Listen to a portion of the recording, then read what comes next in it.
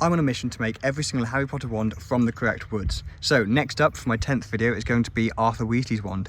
So Arthur Weasley was packing, this thing is huge, it's 16 inches, which is actually longer than an Elder wand. And it's got this really cool spiral down the middle. And it's got what looks to be recreating some sort of burr wood. So the wood type and core is actually unknown, so we sort of got to guess at what they're thinking of. So it has a bit of a green tinge to it, which is different to the book, which is sort of quite red. That looks like yew or elm. The first thought was to use mulberry because it's got this nice green tinge to it, and you often find burrs in the wood like that. So that will give you that marbled effect once turned. However, I don't have any pieces which are A, long enough, or have, more importantly, have a burr big enough for the whole handle. I even cut up some more I've got. This is quite fresh, so it's got a yellow tinge to it because it's not dry yet. But I was hoping this would be sort of really figured, and it's not. It's quite plain wood, so I'm not going to use mulberry. Now for ones like Arthur's, I'd rather make it in one piece because there's obviously no pieces of metal in it. However, because the marbling effect is only on the handle, I don't feel quite so guilty about just using a piece of burr oak for the handle and then making the shaft out of another piece of oak.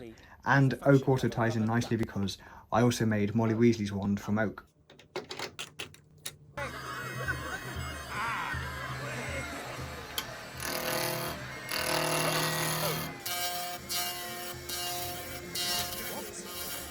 I've never used the visitor's entrance before. Should be fun.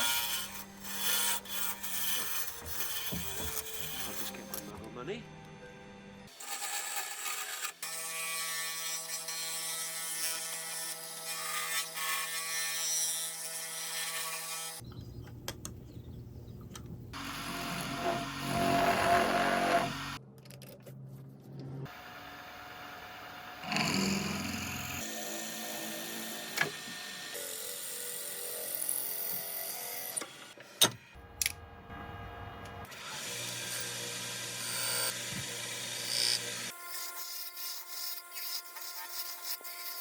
Now, fortunately, I've done twist before with Ginny Weasley's wand. However, this one's nicer because it's only got one twist all the way around, so it's like one thread, if you like. And these are often called barley twist, and you often find them in old staircase newel posts or spindles. One of the nice things about this twist is it starts there and also ends on the same line, so that makes the maths a bit easier. So first thing we've got to do is measure that distance from the start to finish pitch. 107. So now all we've got to do is count the ridges or the peaks.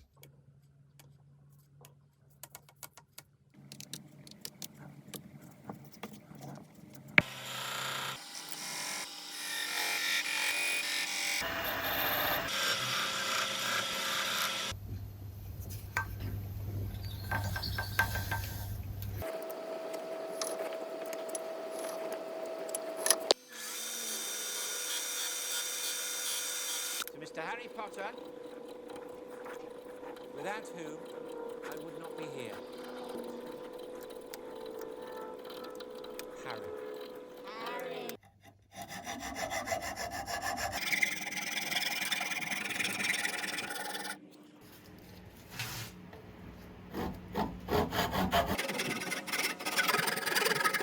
So now I've cut basically the valleys all to the depth and marked out the middle of them, so that's the line I don't want to touch.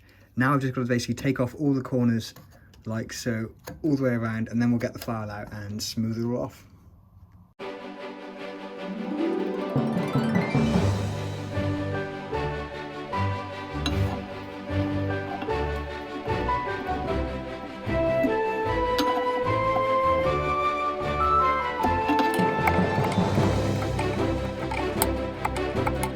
So that's the corners taken off. Normally I would take it further with the chisel. However, because this is a burr, the grain is just going in every single direction and it's really brittle. So you get all this like chip and tear out.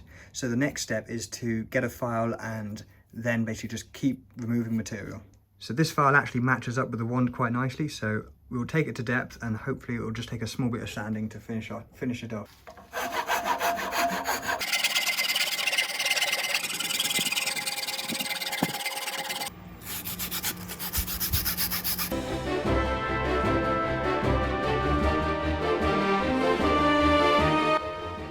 So I've almost finished the valleys. I've still got a few saw teeth mark basically. I need to just go a little bit deeper and then we can start rounding them off.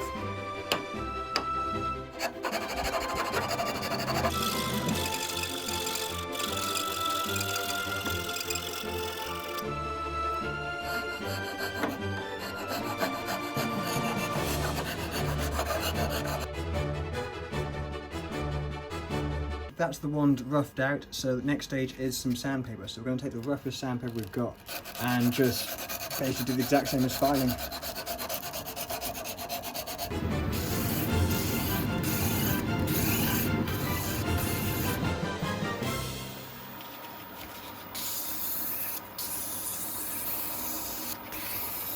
Right, I've just finished that with 600 grit and that has come up an absolute treat. So now we'll do round over this end and sort out the base.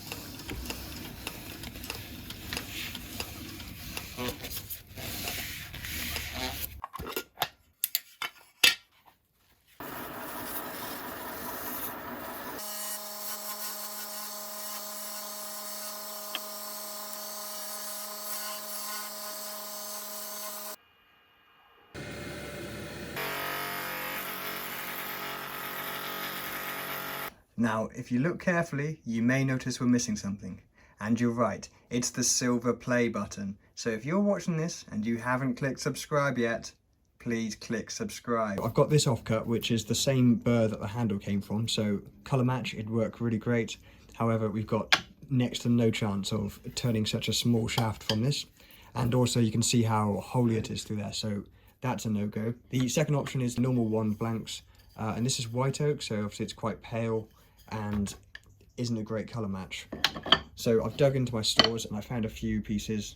So this one's got blue staining, which I thought about using. It's from metal in the tree and the iron reacts with the oak and gives you that lovely staining. I really love it, some people don't, but I'm going to save them for another product, I think. So I found this piece of brown oak, and it's brown because a fungus has got into the wood and basically just darkened it. So it actually came from the same field this burr came from, so there's half a chance the trees were the same age, but can't really say for sure.